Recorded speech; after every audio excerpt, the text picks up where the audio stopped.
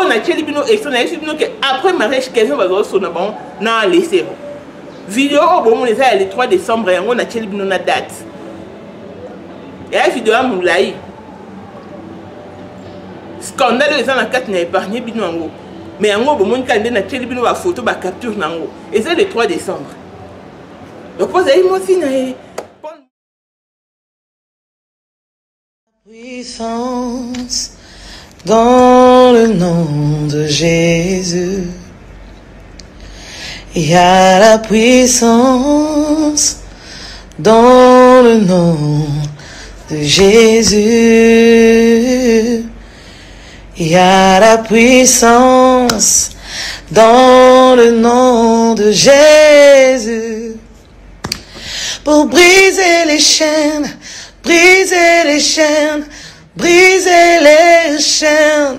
Oh, briser les chaînes, briser les chaînes, briser les chaînes. There is power in the name of Jesus. Que le Seigneur vous bénisse. C'est déjà le soir chez nous ici à Kinshasa. Je suis en train de faire un direct qui n'était pas prévu du tout. J'ai pas mis d'affiche. Le Saint-Esprit de Dieu m'a juste mis à cœur de pouvoir partager avec vous ce soir, juste pour 10 minutes, un message de réconfort pour toute personne qui se sent découragée, qui se sent blessée, qui pense que le Seigneur l'a oublié. J'aimerais seulement vous dire une seule chose, que le Seigneur nous connaît tous. Le Seigneur connaît chacun d'entre nous. Le Seigneur nous connaît tous et il a un plan merveilleux pour nous. La Bible déclare que le Seigneur a un plan de paix, un plan de bonheur et non de malheur pour chacun de nous. Et en aucun jour, le Seigneur va nous délaisser.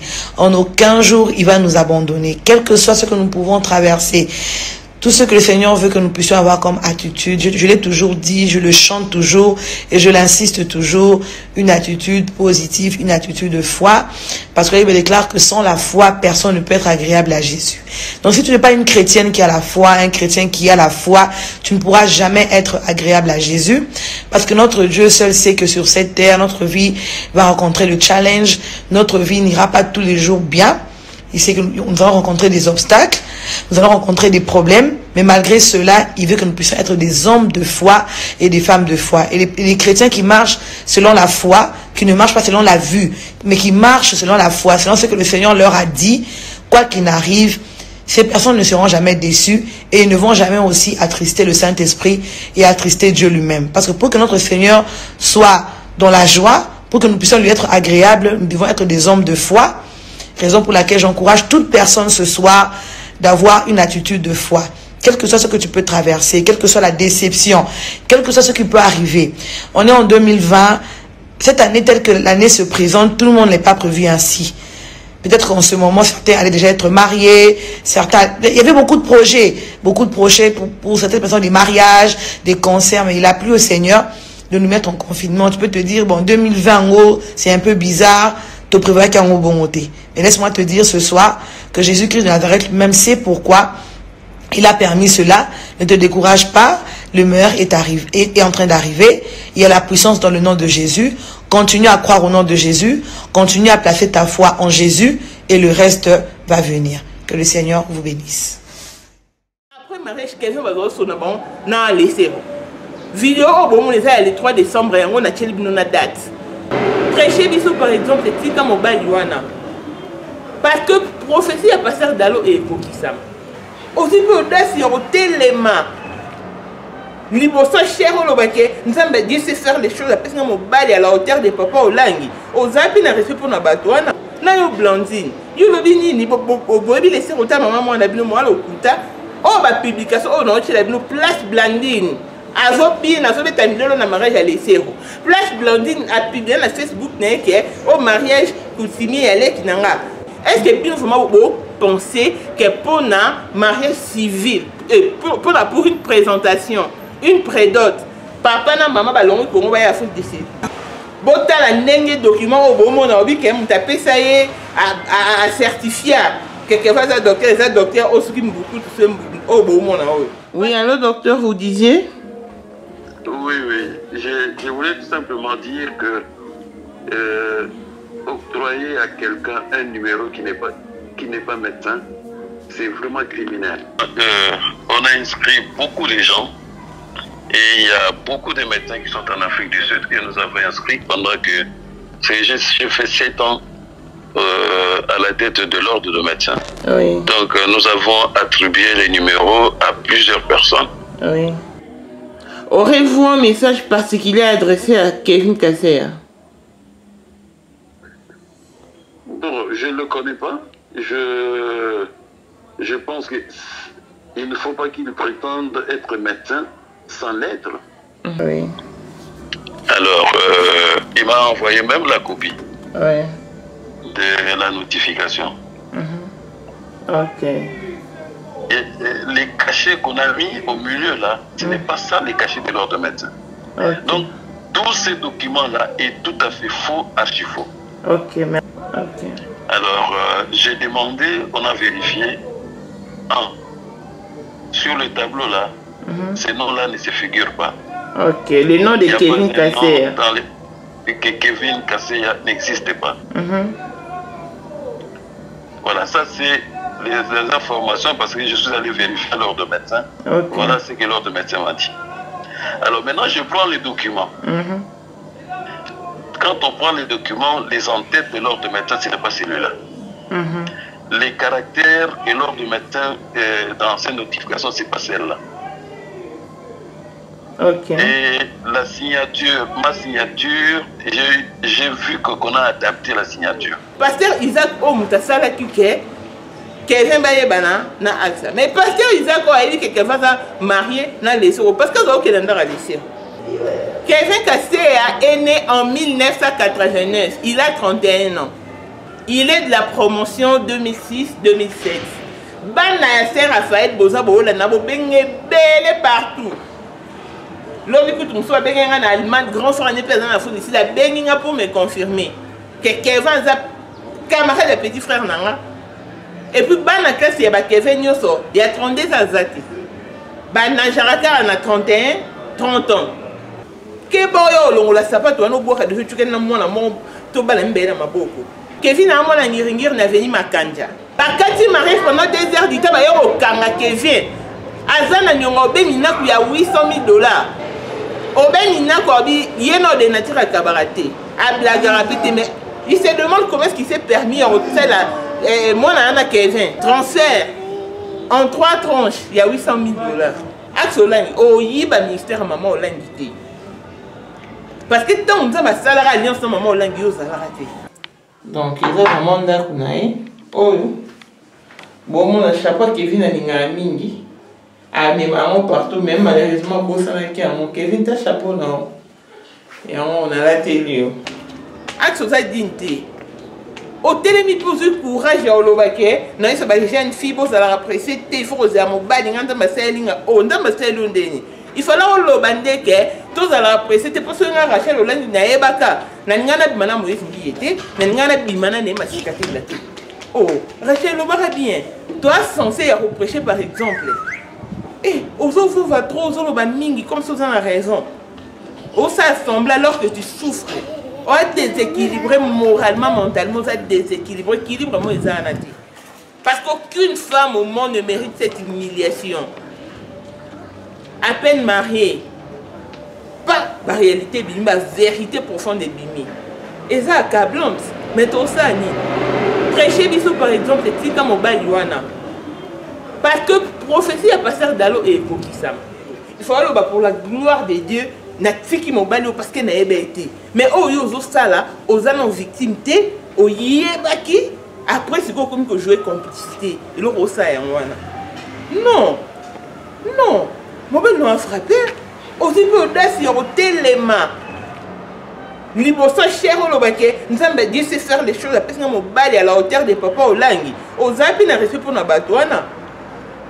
Papa na biso ni soit biso maloba nzambe balakisa so nzela bon moi oko comparer vraiment Kevin na papa olangi ata yo moko ça ne tient pas lieu bande ko bino bato bolanda nga botanga na Genèse 31 na Genèse 32 botanga histoire ya Rachel ya Bible boyedi on kutu mieux que nga ndenge Rachel ayibaka ba nzambe ya papa na ye avant de la rona c'est chameau axe olangi oyiba ministère maman olangi te parce que tant on a salara alliance maman olangi ozalaka te et soki réellement œuvre oyo eza œuvre nzambe Rachel olangi otikama.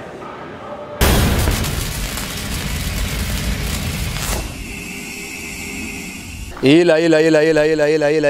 Kaka pona ulanda. Babisiti ya kaka moko. Elengi kano, elengi kitoko. Bomoko ya mboka. Bomoko ya mboka. Babi bomoko ya mboka ndi mutekandi moki. Bana Matadi, bana Bandundu, Équateur. Pobulanta ka bomoko ya mboka. Ela. Bomoko ya mboka. Zibeka MM na Bela. Indi na bomoko ya mboka. Lanta bomoko ya mboka. Bomoko ya mboka. Elengi kano.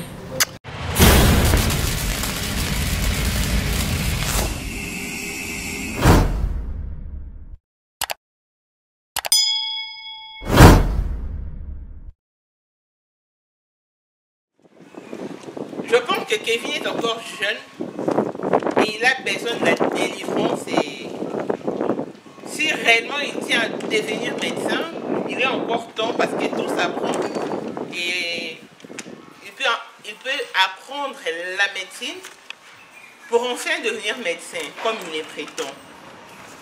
Bon, moi qui dans la vidéo précédente, certification, il y a doctorat. Il y a Kevin Kasseya na endocrinologie.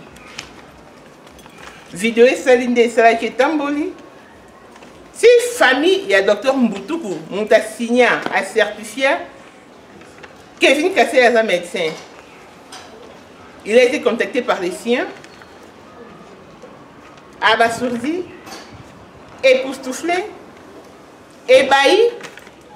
Il m'a contacté. Je me suis entretenu avec lui. J'aimerais qu'ensemble avec vous, nous puissions découvrir ce qu'a été notre conversation. Allô? Allô, mes respects, docteur Mbutuku. Oui, bonjour. Je suis maman internationale, journaliste d'investigation. Je vous appelle depuis l'Afrique du Sud, précisément la ville de Johannesburg. D'accord. Ok, je vais juste investiguer sur Kevin Kasseya, un médecin endocrinologue que vous avez certifié médecin. Oui. Ah oui. Nous aimerions connaître les tenants et les aboutissants de cette certification. Est-elle vraie ou comment? Bon, on a inscrit beaucoup de gens et il y a beaucoup de médecins qui sont en Afrique du Sud que nous avons inscrits pendant que j'ai fait 7 ans à la tête de l'ordre de médecins. Oui. Donc nous avons attribué les numéros à plusieurs personnes. Oui. Alors, quand vous parcourez l'Afrique du Sud, il y a la plupart des gens, beaucoup de médecins qui sont là ont obtenu le numéro de l'ordre de médecins pour être là. Mais ici, j'ai été tout à fait surpris. Il y a une de mes cousines qui m'a téléphoné pour cette histoire-là de Kevin Kasseya, quelque chose de comme ça. Oui. Alors, il m'a envoyé même la copie de la notification. Alors, malgré les observations que j'ai faites sur cette copie, puisque je ne suis plus président de l'ordre de médecins, actuellement, il y a un autre. Ok. J'ai téléphoné. Dans ce genre de choses, la meilleure de façon, c'est de téléphoner à l'ordre de médecins. Ok. Et l'ordre de médecins a un registre sur... tous nos noms se trouvent dans un registre de l'ordre de médecins. Ok. Alors, j'ai demandé, on a vérifié. Sur le tableau là, ces noms-là ne se figurent pas. Ok, le nom de Kevin Kasseya. Que Kevin Kasseya n'existe pas. Ok, merci beaucoup. Les numéros qu'il a donnés là, qu'on a mis sur l'attestation là, c'est les numéros de quelqu'un d'autre. Voilà, ça c'est les informations parce que je suis allé vérifier l'ordre de médecin. Voilà ce que l'ordre de médecin m'a dit. Alors maintenant, je prends les documents. Quand on prend les documents, les en-têtes de l'ordre de médecin, ce n'est pas celui-là. Les caractères et l'ordre de médecin dans ces notifications, ce n'est pas celle-là. Ok. Et la signature, ma signature, j'ai vu qu'on a adapté la signature. Ok. Et les cachets qu'on a mis au milieu là, ce n'est pas ça les cachets de l'ordre médecin. Ok. Donc, tous ces documents-là est tout à fait faux, archi faux. Ok, merci beaucoup. Voilà ce que je peux vous dire. Et par rapport à tout ce qui s'est passé sur la toile en salissant votre image, que pourrez-vous dire à ce Kevin Kasseya? Mais moi, je n'ai même pas vu ce qu'il a dit. Parce qu'à l'ordre de médecin, lorsque nous inscrivons quelqu'un, ce n'est pas le président et le dernier à signer. Mais les dossiers, on dépose les dossiers à l'ordre de médecin. Il y a une commission scientifique qui étudie le dossier. Si ce dossier-là est favorable, au cours d'une séance plénière de l'ordre de médecin, où nous sommes, il y a 100 conseillers. Dit voilà, nous avons tel dossier, et il remplit les conditions, pouvons-nous l'inscrire ou pas? Si le conseil décide, ok, ce monsieur-là, on l'inscrit, il est effectivement médecin, parce que là, vous devez prouver que vous êtes médecin. D'abord, les diplômes de généraliste, ce qui vous donne droit à un numéro. À ce moment-là, on vous inscrit. Si vous êtes spécialiste, vous demandez la reconnaissance encore à l'ordre de médecin. Ça, c'est une autre séance qu'on fait. On appelle les spécialistes dans les domaines qui examinent votre diplôme de spécialiste, et dès qu'ils sont d'accord qu'effectivement, les cours qu'il a reçus, les cursus qu'il a suivis correspondent bien à la spécialisation telle que nous les donnons ici au Congo. Donc, il est valable qu'il soit déclaré spécialiste dans tel domaine. À ce moment-là, vous avez les numéros de l'ordre de médecin, et puis 2, on vous reconnaît comme spécialiste dans ces domaines, dans un domaine bien précis. Je donne mon propre exemple. J'ai terminé en 1977. Je suis déclaré médecin généraliste. J'ai introduit mon document. Je suis reconnu à l'ordre de médecin avec un numéro 1126. Après, je suis allé à Liège pour faire la spécialisation. Quand je suis revenu, je suis rentré encore à l'ordre de médecin. Là, je n'étais même pas président. Je rentre à l'ordre de médecin, je dépose mes documents. Comme j'ai étudié en Europe, et l'ordre de médecin écrit dans l'université où j'ai fait la spécialisation, qui reconnaît que bon, tel monsieur, il est spécialiste en gynéco et tout ça. Et à ce moment-là, l'ordre de médecin m'écrit maintenant pour me notifier que je suis spécialiste, je suis reconnu en République démocratique du Congo comme spécialiste en gynéco. Voilà comment on procède. Donc ce n'est pas même le président actuel. Il ne peut pas signer une notification sans que ça passe au Conseil de l'ordre. Et quand on parle du Conseil de l'ordre, ce n'est pas le président, c'est tous les 100 conseillers qui se sont réunis et il y a d'abord une commission scientifique qui étudie les dossiers. Et les dossiers, dès qu'ils ont étudié que c'est favorable, ils viennent avec au niveau du Conseil national, et le Conseil national décide, ok, ce dossier est valable, on peut lui octroyer les numéros. C'est à ce moment-là, la deuxième signature qui est le docteur, c'est lui le secrétaire qui attribue les numéros. En attribuant les numéros à ce moment-là, et le secrétaire et le président signent pour vous notifier. Mais le document actuel, c'est un document archi faux.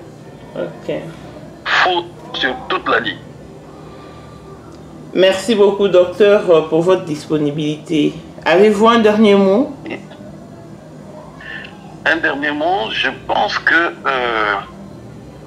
quand on lit maintenant ce qui se passe dans les réseaux sociaux, c'est un peu inquiétant. On va salir la réputation de quelqu'un sans qu'on l'ait connu. On invente des choses. Et je pense que vous êtes, comme vous l'avez dit, vous êtes journaliste de l'investigation. Dans tous les documents, je pense à mon avis, que vous avez le loisir de chercher, même à l'Internet. Malheureusement, je pense que quand nous étions là, nous avions mis tous les médecins que nous avons enregistrés dans un fichier. Et les personnes étrangères ne pouvaient pas accéder au fichier, mais ils pouvaient accéder à la liste de médecins qui sont inscrits au tableau de l'ordre. Ok. Mais malheureusement, depuis que j'ai quitté, j'ai tenté d'entrer dans ce que nous avions fait. Je crois qu'ils ont des problèmes avec cet Internet-là. Okay. Sinon, même, ça ne devait même pas poser des problèmes. Dès que vous avez ce genre de problème, vous mettez les noms et le poste-nom, vous cliquez, vous avez l'année qu'il a terminé, les numéros et tout ça. Et malheureusement, je crois qu'ils ont un petit problème avec Internet. Okay. Donc, mon dernier mot, c'est que vous savez, quand vous avez gâché la réputation de quelqu'un, il est tout à fait difficile d'aller rattraper cela si l'information était fausse. Si c'était vrai, là c'est autrement. Mais vous gâchez la réputation de quelqu'un avec des fausses informations, comme c'est ça les Congolais ailleurs. Tout le monde est voleur ici au Congo. Il n'y a pas de gens honnêtes au Congo. Tous, on nous met tous ensemble. Non. Là, ça fait très mal au cœur. Que Dieu pardonne tous ces mondes-là. Ok. Là, ça, je n'ai pas besoin de continuer le reste. Je trouve que c'est amer, c'est nauséabond, c'est malheureux pour moi. Et ce n'est pas dans mon ADN. Aller faire des magouilles pour obtenir quoi? Vraiment. Pour obtenir quoi? Qu'est-ce qu'il peut me donner, moi? Je n'ai jamais couru derrière l'argent. Je suis médecin au CMK, au centre médical de Kinshasa. Okay. Je suis médecin à Mamayemo. C'est amplement suffisant pour moi. Ok. Et j'ai dirigé l'ordre de médecins pendant 7 ans. Ok. Voilà un peu ce que je peux dire. Oui, allô, docteur, vous disiez? Oui. Je voulais tout simplement dire que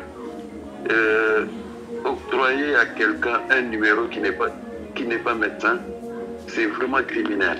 Oui. Parce que même moi, si je dois attribuer un numéro à quelqu'un qui n'est pas médecin, mais cette personne-là va me soigner un jour, mais il va m'envoyer au cimetière. Carrément. Parce qu'il ne l'est pas. Donc, c'est inconcevable qu'on puisse octroyer à quelqu'un qui n'est pas médecin un numéro. En tout cas, l'ordre de médecin, et même avant moi, même après moi, on fait un grand effort pour dénicher les faux médecins qui n'ont pas de diplôme. Et ils ne passent pas. C'est vraiment filtré. C'est ce que je voulais tout simplement ajouter. Cet acte-là, si on le fait, c'est criminel. C'est comme si on donnait un revolver à quelqu'un qui ne sait pas, qui est en train de tuer. Mais il tue proprement parce qu'il a été autorisé. C'est la seule organe qui autorise à quelqu'un de soigner les autres. Et s'il n'a pas de compétences, c'est la fin du monde. Voilà un peu. Ok, bon, si l'Interpol s'intéresse, nous, et probablement le président actuel, on va se consulter partie civile parce que c'est l'ordre de médecin qui est suivi. Ok. Aurez-vous un message particulier adressé à Kevin Kasseya? Bon, je ne le connais pas. Je pense qu'il ne faut pas qu'il prétende être médecin sans l'être. Un médecin, c'est un monsieur, c'est une profession noble et les malades doivent avoir confiance à la personne qui les soigne. Mais dans la tricherie, on ne peut pas soigner un malade. Et ça, c'est de la tricherie. Il doit arrêter à cela. Il doit arrêter. Merci beaucoup, docteur Mbutoukou, pour votre disponibilité. Bonne soirée. Bonsoir, madame. Je ne cesserai de le répéter que mon doigt n'a monté ma libanga, cette piste ne se donne à monter ma. Et l'autre ligne va sortir au sang. Moi, n'a pas l'ingati, va y banga, mon bali. Alors, ce n'est pas l'ingati. Nous, nous sommes pas l'ingati.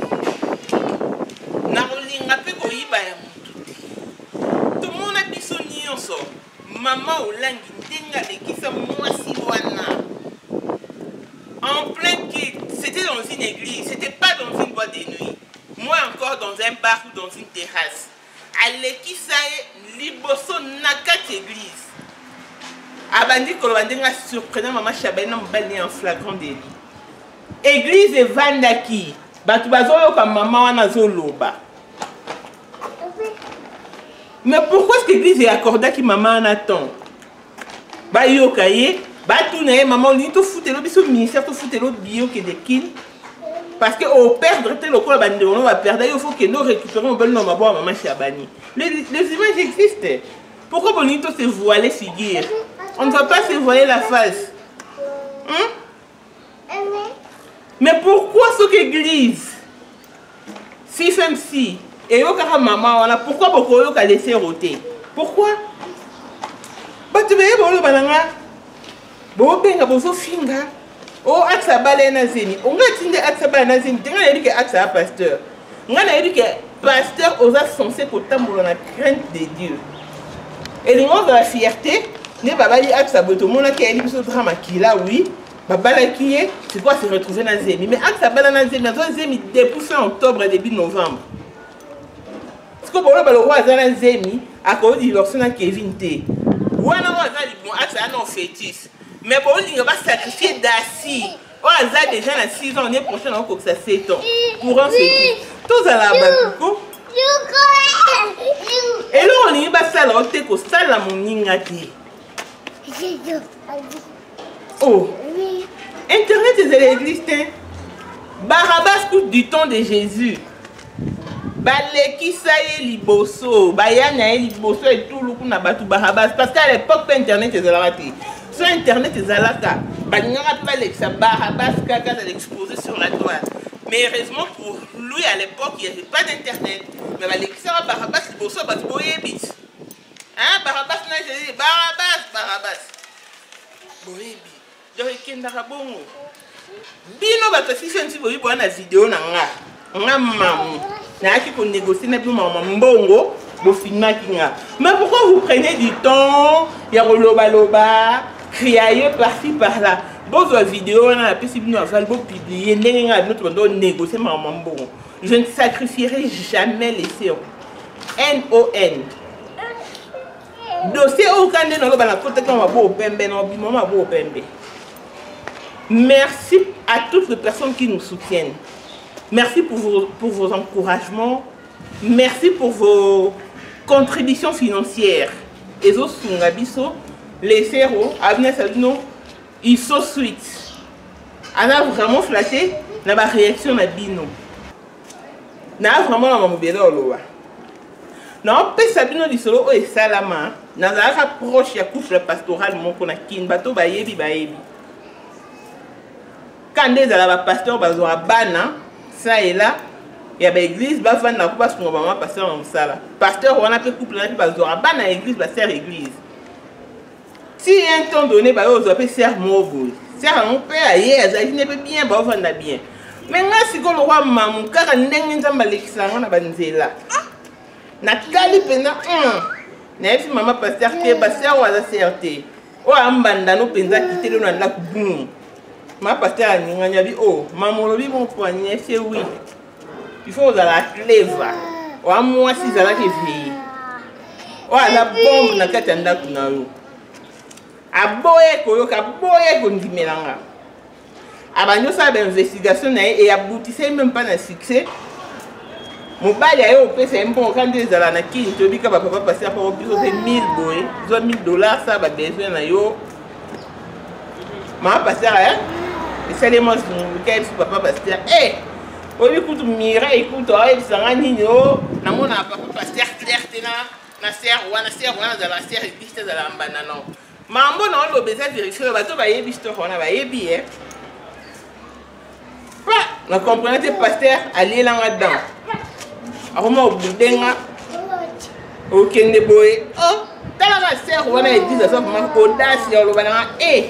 Oyebi ke mamu yo vraiment ndozabo oyebi ko yini sa bato oyebi ko kabola bato okende ko oyebi sa maman pasteur 1 2 3 4 poids nini nga vraiment na prier na komika na bala so na bali na oyesa mo bali na nga biso état o akute nga ponga ni na bwena la vierge na bala vierge na bimana pasteur de nga lobi OK eleka na ngo pe eleka nga pe na longwa na nga Congo na nga Afrique du Sud jour sous na vanda kaka téléphone clou mama pasteur abenga olela abenga nga kala lo ebisaki nga makambo na boyaki koyoka kalala na pesi raison lelo za te inelinga awa oh nini abi kalala obi que c'est wana olo baka za bombe na ndako na nga za penda bomba solo.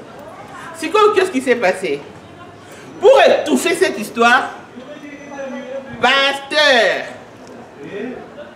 ba yinanga maman pasteur pas un grand frère n'a pasteur grand frère pasteur a outa Angola ndena lo baba Holanda aye amoni sœur wana bi oh sœur za bien ba ko ba na petit frère na biso na ndeo na biso petit frère wala na pasteur oh maman pasteur wana landa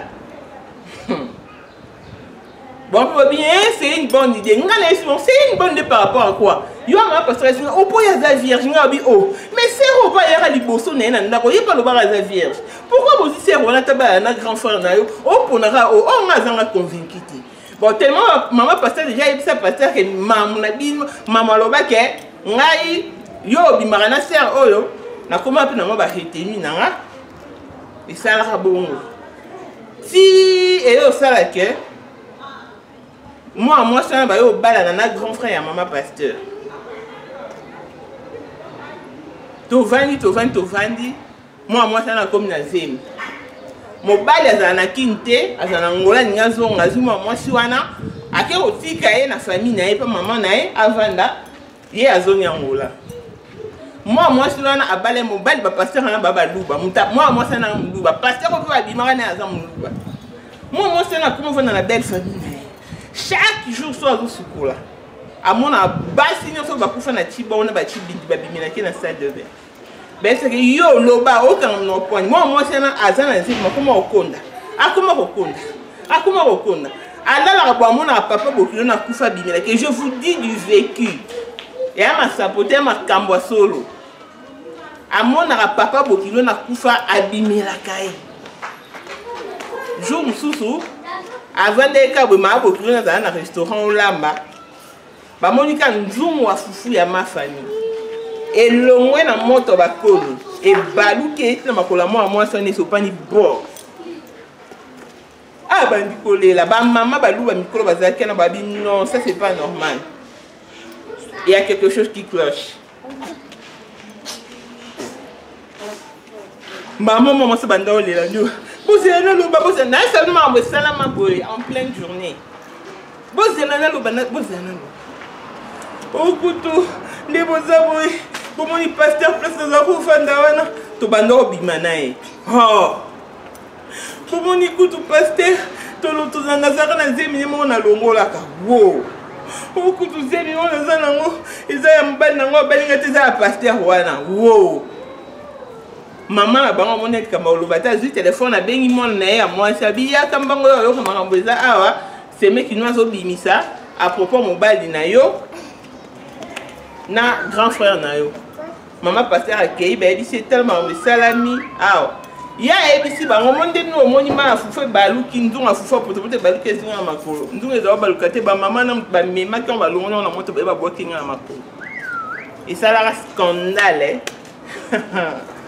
maman pasteur abenga olela si comprendre ça ma grand frère ya maman pasteur abi ah moi na yeba ki marambo te na vanda ki na ngabino mboluke nga mwasi na bali na redivorcer te en tout cas na pasteur na limbisi maman pasteur kana kena ndaku na ye ayebisi pasteur ndenge ni yo bima sœur wana awa maman lobaka ngo awa yo wanga na katala lelo pasteur afukami ayebisi mwasi na limbisanga so yebi degré na bondela ka sœur wana abala na grand frère na ote ozo idete na fuka mele na senga ba pardon aboya koma olingo sanga chantage on la tikaka mais maman pardon to bomba secret to vivre en église crédibilité na mobile na yo limbi sanga na scène mabe na ofuta yebi sepe famille na yo ba bomba secret Maman pasteur andimi proposition mbal na ye. Ba bomba secret.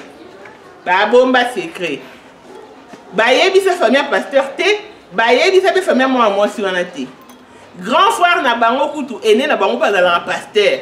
Ba bombela e pe vérité wana.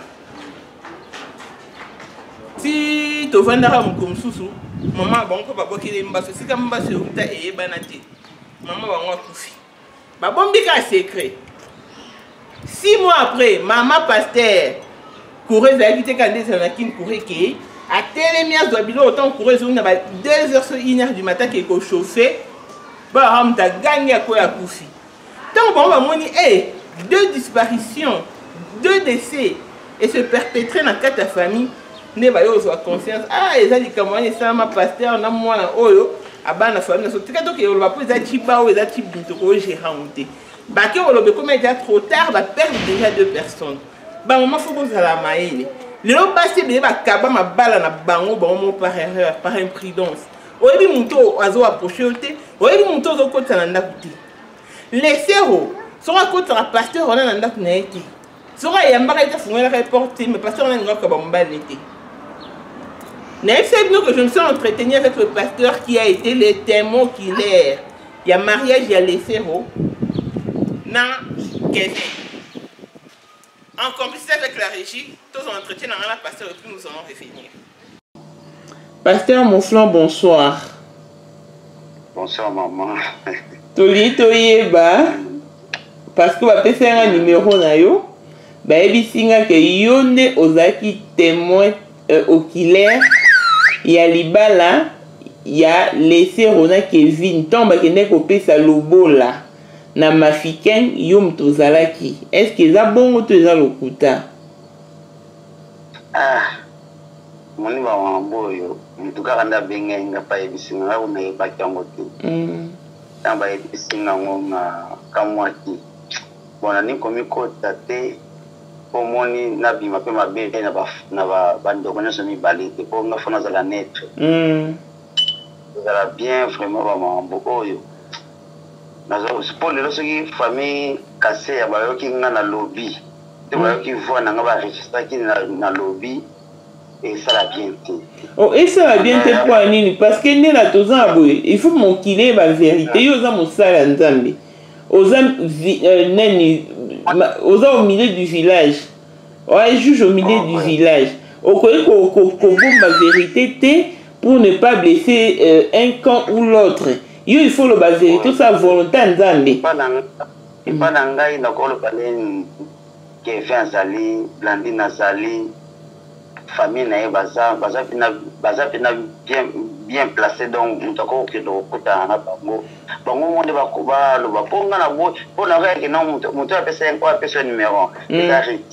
Jet cash ai bisa ngai de Blandine pas les cas qui n'a ni kuna awanga na imambwana alors ba ka ngana ko bima na boyi ba trouble pana ngana na ko ni fona invité ba mambo o yeza ba mambo talinga te soki bango ba boyi yango ba ndimi yango italika bango moko na nzambe mais au moins quand va tenir ko bala laisser oyo zalaki yango moni ko bango ba boyi aki bango ba ndimakisho ba ndimakisho ba boyi wana nga na éviter donc nga pana nga na ko nga teke na lo ba ke oui to non te nga no tuno kutu na compte na mo te nga no tuno na compte na nga moko o eza biso mibale on est sikoyo ko de la faire enregistrer kuna te eza enregistré te na pas yekuna ndo ba mi do ça va bien te eza enregistré te nga to sola na yo de na tout la casse lobby poto na réunion église na batu on te obenga ki ekata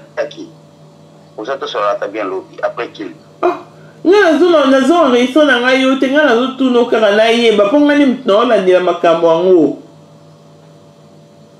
problème te to sola lobby po na église na batu donc zo yando obenga yam suna kata kindi na bimna ki ko pisine na Pasteur mon frère, vous a compliqué. Pour y dire ça, non, kaka. Nga mona osala commentaire na ngai, nga mona ebinde na oloba, mais nga la ligne baka vérité que et pas na yo que Oui, effectivement, tout est. On a ma photo, ma photo par des personnes en Colombie, en Afrique du Sud. Fille mon peu tolère, on a rose. Donc, ma photo, no problème aux les photos, mais elle n'a pas guinanté. Na tout n'est pas blandine. Ah, non, il y a toujours qui va bandi. Ah, ok. Bien, tout bien, tout solo là, mais na côté sur la ligne, tu prends la qui pisse ma casse. Mais na émission na volumanza, mais na du coup, on a battu, na solo là. Et vous allez bientôt se rendre bien le copie. Madame, c'est au bout, il n'a aucun. Bon, qui était pasteur à son brillant malobane. Parce que pasteur n'a pas acquis à m'inviter. À comprendre peut-être qu'il n'a pas enregistré. Quelque temps après, pasteur a eu au rappeler. Nabi, allô pasteur, nous avons dit témoin à Hollande. Vous avez dit témoin à Libala. Il y a Kevin, na les zéros. Abi, yes, nous avons dit témoin. Babala qui est tout, babala qui est babala qui est. Nabi, ok, zana sur la caméra. Erreur na sala ya ngwana tant na check caméra na komi ko sona pasteur bilomo boki pasteur ne romo bomba ndenga abike pense ko ba wanga na kinga na loba ndenge ni na benga ki blandi na boina mama be bon pasteur nzambe na biso otozana bango auto pesa bango confiance e bandiko dans les pasteurs ameni biso bande onga na otemi na basa nzambe te parce que bilo bozala ozo toucher ba wan tenga pe na awen na épreuve nanga onga miré na travers ça na moi pasteur moko te ko imposer nga liboro na bika non na bana o lo baneta on a comme non pona o tela bien ba photo nanga bomo na na komara déformé complètement défiguré c'est un tamonyo qui sont moi on tamonyo a gagné bandoli là na je me suis donné octroyé une discipline chaque vendredi na côte à Gênes à minuit. Si dimanche natongo na oliate na rebrosete na kosukolaté dimanche natongo avant na l'église na sukoli na mérite na église c'est qui discipline nga la mpesaka nzamba facilita kanga yango tongo to so na sister na Belgique abi na communication na bana bato to kanga ndenyo fungola misu boy ndenyo sa boy mais c'est que dans tout ça ba nga coopérer ngati on a essayé non, écoute, il faut d'abord que la décision ma cassi, on peut se la première ma cassi, on peut se faire bitumba, bazo aveuglé, docteur, bazo on dire sur mi thème, on peut traiter au thé. Nous avons abundé et l'onwa aux traitements parce que comme a complètement défiguré et les accoutes m'avaient ma cassi. Au moins, les pasteurs à bêti mon nom. Alors que le pasteur a été témoin qu'il est. Tant que soleil n'a privé, il y a un soleil, mais la caméra, c'est un thé, on rappelle le lobby. Tout ça, la réunion, on a pris à très pour rappeler un thé. La fin de qui le lobby n'a eu coup de fil. Mon tabé nanani, mon toit béni pour la famille Koutou là. Elle dit, c'est un maman qui m'entend parler. Au moninga, on a falsifié mes canaux à l'upangu. Il y a église à maman Hollande. Bazaka au foot là. Alors que je venais d'accéder à ce poste, il y a affaires foncières. Nazi n'a pas de 10 000 $. Abi maman Hollande, il n'a papa Hollande, il va payer 50 000 $ pour falsifier mes candidatures. Abi, je n'ai même pas hésité. Je n'ai même pas eu quelques tierces pour réfléchir. Na signé na 50 000 $ na tia na bouche. Et l'élo, je subis l'interpellation de ma conscience. N'allera tout le jour pour l'acte que je commis. Na dit c'est non enregistré. Elle dit je ne suis pas prêt pour l'instant, mais je te relancerai au filming. S'il faudrait que je fasse une vidéo, je le ferai. Na senga nzambe pardon, na senga famille pour tout la pardon pour moi mon tout na falsifié mi canal va prendre 50 000 $. Au moment où là il n'a pas online va payer.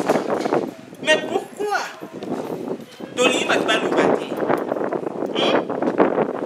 Le passé passé. Le passé rattrape. Aujourd'hui je chante en larmes déséquilibré. Oh, il a déséquilibre total. Na makambu nyonso sur tout le plan dans tous les domaines. Dieu permet certaines situations pour exposer Batou. Il y a une famille qui vous a lancé un message à tous les Olangi. En fait, je m'en vais rentrer en contact avec Luto Yeba, message des Anini, et après on va revenir pour commenter. Bonjour papa. Oui, bonsoir. Toko Yebo bengi biso api, ce pourquoi se présenter pour vendre au Baolanda biso. On a la Bengue dans la France. Dans la France, comment on a Koutoula. Koukoula. Non, K-U-T-U-L-A. Koutoula. Koutoula, Koutoula, oui. Hein. Voilà. Toko Yebo bande au monde entier landa biso. Oh, expliquer au bengi biso pourquoi. Bon. Premièrement, la Bengi Bino, mingi, parce que nous avons un problème. Nous avons un problème. Oui, lequel? Le problème que nous avons, ils arrivent depuis 2017. Ok.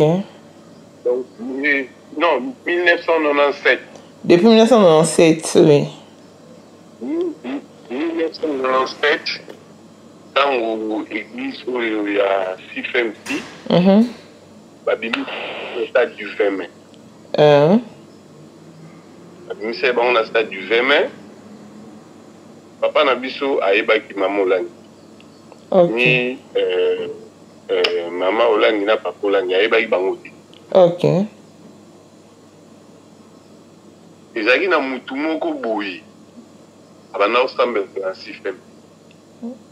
Kombo na ye Vita ala meti agi meti mobali comment on va tout manier abana osala ba commerce ya kusomba mabonisi na photo po akenda otika na Kinshasa. Ok. Azaki na ba véhicule ebele abana ocommandé akuta bayebana wana papa na atekelaka papa na biso voiture moko. Je crois qu'il fait la Mercedes, je pense. Si j'ai une bonne mémoire. Ok. Ça date de longtemps, hein, en fait, bien avant. Ok. Bana maman, bana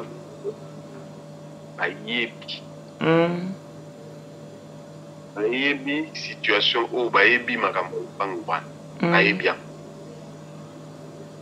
Alors, na osenga na bango bazala bat bachaka nzambe liboso, bacha nzambe na makambo nyonso tu basalaka liboso. Parce que nzambe alingi justice, nzambe alingi injustice te. Bazala batu, bazala na conscience ya rétrocéder eloko oyo mokolo nango aza na 80 ans. Il n'a pas pu jouir na eloko na ye. Alors, on a plus de temps où on tika na vie na ye. Balu kuba malo, batiki la ye loko na ye. Pour ajouer nango ata na tamwa tamu muke wa tana. Message na lagi nango pona bango yango avec tout le respect. Et deuxième chose, na ina singa la président de la République. Oui.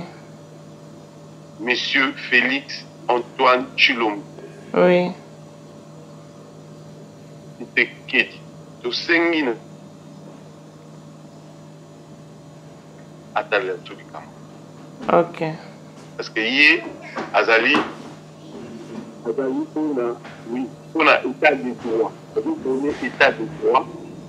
Sengina est vraiment une possibilité d'ali à dossier, à cette personne va conseiller juridique, battant la dossier de A à Z, et nous avons la raison pas tout ça est. Il a 5 minutes sur maman Denise, pas à maman. Papa a 80 ans et maman Denise a appelé la maman na. Donc, tu sais, il n'a pas envie de parler. Pourquoi tu dois fonctionner dans la question du droit? Il faut retrouver ma droit na bi. Tu l'ennemis, tu n'y quoi mis. Les gens sont morts à cause de ça. Ok. Papa na biso na âge à 80 ans pour ça prison pour na bien na emo. Oh, voilà famille Olangi. Mais oui, papa na biso a eu prison matala. Et là. Papa na biso a kota matala. Ba ndeko na biso ebele ba kota mususu. Papa na biso mususu a eu bima prison même pas na minute on est dans le baou. Non na salita 6-7 mois na libanda na libanda a eu prison dans ma cap. Pour na ba bien na biso. Donc toujours c'est vraiment le président de la République démarche naie ils allaient très bien. Ils apprennent très bien bateau yo. Tout ça on a besoin de que la loi du plus fort. Comme dans pays où est commis que non mucho chose dans la raison na yo, aussi raison na yo. C'est vraiment le président Félix Antoine Tshilombo Tshisekedi ata l'absolu Cambo. Donc il nous copenanga na sepelagi na solo la na yo pour à partir de bino parce que on a cherché bon to luki na ndenge nyonso pour to megata ko kota en contact na ye mais toujours moyen. Donc seule possibilité na biso ezali bino bato a média nde bokoki ko panda tango pour ekomela taye et toujours c'est na bato nyonso à CFMC avec tous les respects assemblée nzambe na bango na respect nyonso tozana ngo pa na bango vraiment bazala impartial bazala impartial batala sentiment te batala pe que non papa oyo aza mokolo mais iloko na ye bakanga yango tina lelo nde tozoloba no boye atikala attaque vraiment message na nga na ye nango kaka yango wana mais mingi pena président de la République ata l'absolu Cambo. Ok. Monsieur Koutoula, merci et nous espérons que ce message va atteindre la présidence, la magistrature suprême et nous vous souhaitons toutes les bonnes chances pour pouvoir récupérer votre parcelle et aussi nous souhaitons longue vie à Papa Koutoula. Que Dieu lui accorde encore un peu de son temps pour qu'il jouisse en paix du bonheur de sa parcelle quand tu l'auras récupéré. Merci et toutes les bonnes choses. Merci à vous aussi. Ok, merci. Au revoir. Pour interpeller Bino, est-ce que Bino qui est un coquille pour travailler? Pourquoi va témoigner de si femme si n'est obima? Maintenant on va y éviter que si femme c'est Kabola Mabala. Non, y éviter que si femme c'est Panda ba famille. Bah tout ça bazana yana bon parents fois beaucoup la moyenne à passer. Le moment là tu comme mais on peut pas tirer l'icolo. Eh stop. État d'âme ndoki oh. Et bon ah c'est le temps nous avons pas le tout là que état d'âme à Kevin T. Parce que Bino ne peut pas se combo état d'âme na Congo. Tu es pas en hauteur. Bis to eba ba tunsu ba ke l'église catholique ba tunsu ba église de réveil ba tunsu ba ke ba musulman et tout. Mais comment état d'âme? Au solennel est-ce que l'état d'âme n'est ba amitié combien? Ba camaraderie combien bino panda? Ce maman Olangi a exigé qu'à Amazon, a exigé qu'à Sadi Charoufa. A senga papa ma pardon. Amazon la vie a papa ma pardon. A ça au salango. Au salango. Laissez on a Kevin va divorcer. Au moins on va voir son la vidéo. T'as vu comment est-ce que Kevin était heureux? T'as vu comment est-ce qu'il dégageait de la joie, de l'épinesse? Au moins il y a un an à Yopo laisser un mon dit. Parce que Kevin, tant à loin qui n'a pas un an à laisser on a dit beaucoup faut le notifier. Beaucoup rien à terre. Non tu as le extra message na bon des bon là-bas. Au beau temps après mariage, dès que nous avons connu au bien à laisser au baby, I love you, I miss you guys. Oh. Est-ce que biso otina ki obala na zemi? You are pasteur, il faut obala na zemi ki. Vu ma responsabilité aux allant en disant ba tâche aux allant, il fallait qu'on obala vierge. Et les c'est comme si pas le bip ba minga. Est-ce que yo kasi de nos jours ba baba, les lobo ba baba la vierge ba zate ba. Mais il faut faire partir de ce nombre là. You are pasteur. Tu as mon habit sauté? You are pasteur. Bon fout à bon à battre. Bon si femme c'est la église tout la secte. Pourquoi beaucoup nous exploiter Batou? Bon utiliser Batou ba sali bino misala à l'époque au foot à bango boni ko foot à bango té. Na Congo Batou ba olela. Na lo ba mingi tout rappel oyo. conversation na ngana batu ya compagnie Nehemia ya mama Olangi, compagnie ya sécurité ya mama Olangi. Allô? Oui, mbote mama, nazolanda bino pia mama. Mama. Oui, to bengi biso wapi soko pesa kombo be regarder kombo et dépendre na yo. Oui, na bengi bino à partir ya Mpasa. La commune de la Sélé. Nazali moko ya région ya sécurité Olangi Nehemia sécurité. La société à gardinage ya mama Olangi. Ok. Obengi biso po nini? Maman azali babandi kufuta biso bien. Mais depuis maman akufi babandi ko exploiter biso tosali musala bafutaka biso te. Ti bamoni ke barriere eleki makasi baye kolongola biso na musala sans papier. Ti lelo toyebaka position te bapesi biso congé technique. Ti lelo bafutaka biso te ni barriere. Deje na biso kombo na ye Kimbimbi. Azali mobali ya Sophie Olangi. Ok. Afuta biso bambongo et puis soki biso ba place nyonso tout tokendaka kofunda. Mo leta katela biso likambo bafuta biso ba rémunérer biso ba salaire na biso.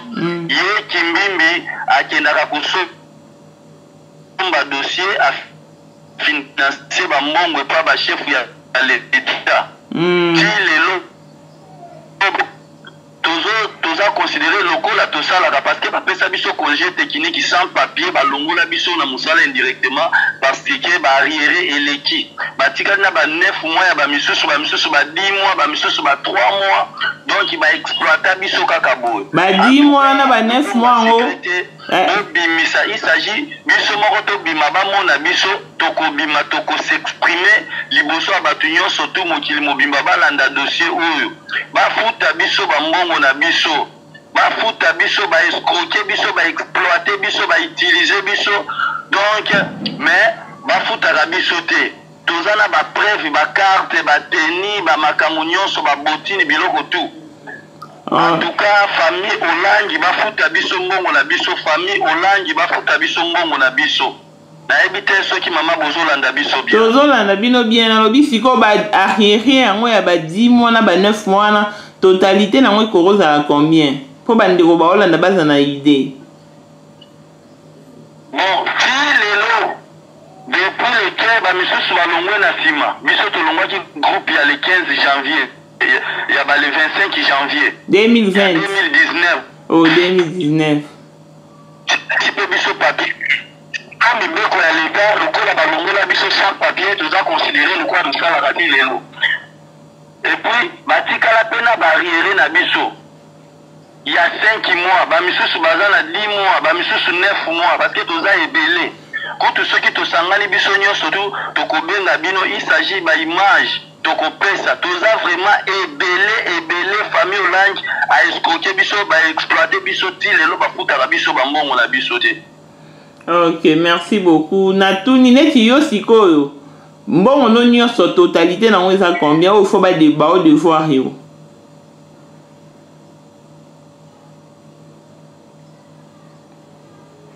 Pardon? Totalité ya mbongo na o nyonso baza nango faut ba peso eza combien? Mbongo na yo o faut ba totalité ya mbongo na ngai en bref babande kofuta biso par mois $100. Totalité ya mbongo na ngai selo ba mois oyo ngai nasalaki eza 5 mois $500.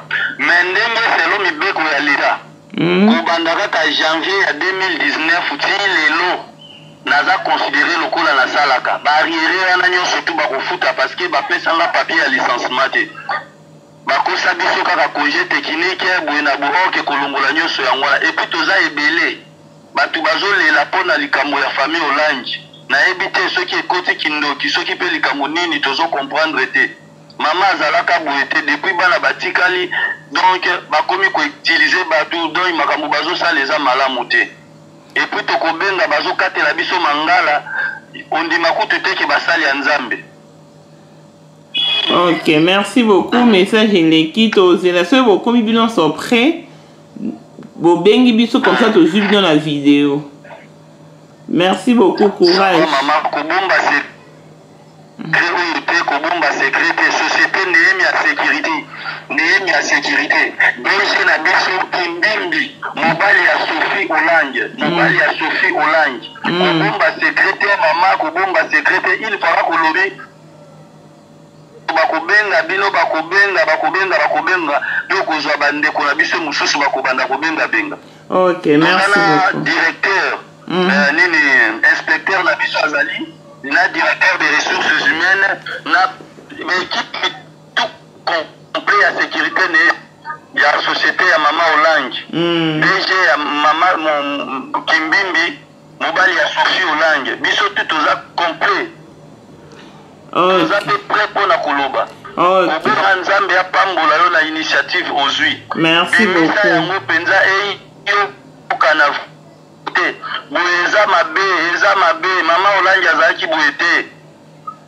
Ok, merci beaucoup, merci. Courage et Zambaba Telabino. Donc, ce baquet, Sophie Hollande, il y a un soldat, il y a un besoin beaucoup pour exploiter la quitté.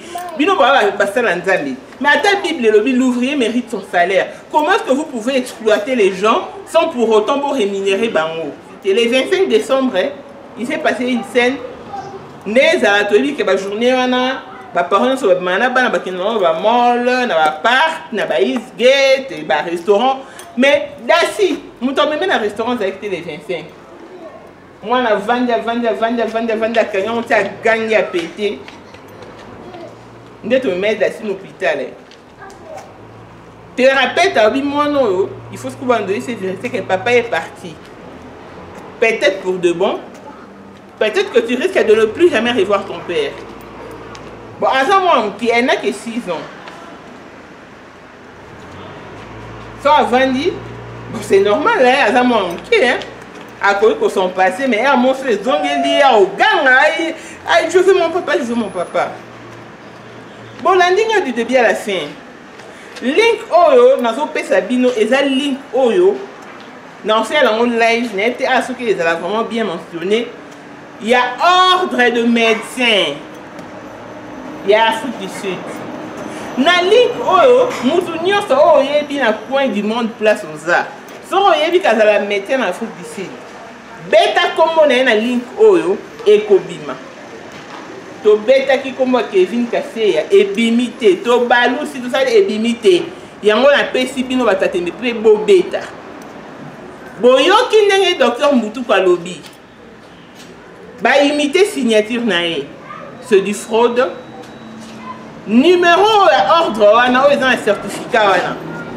C'est un numéro vrai et correct. Mais ils ont un combat qui est cassé.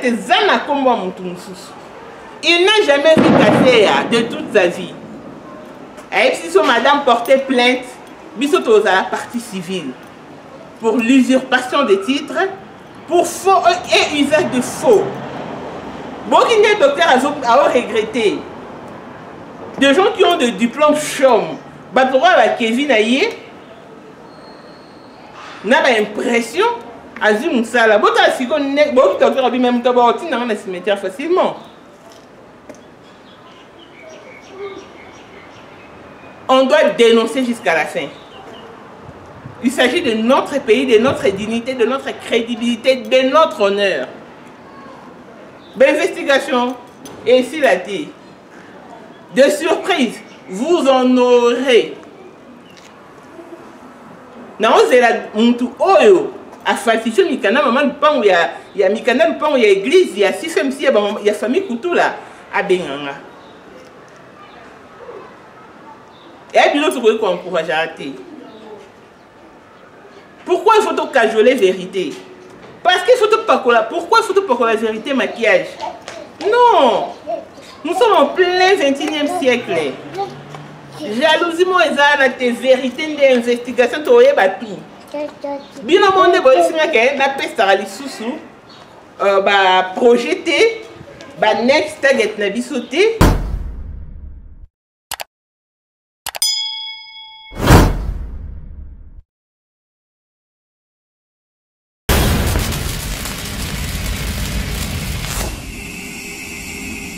ela kaka pona ulanda babisite ya kaka moko elengi ya kano elengi kitoko bomoko ya mboka bomoko ya mboka babi bomoko ya mboka ndi mutekangi moki bana matadi bana bandundu Équateur po bulantaka bomoko ya mboka ela bomoko ya mboka zibeka na bela eyindi na bomoko ya mboka landa bomoko ya mboka bomoko ya mboka elengi kano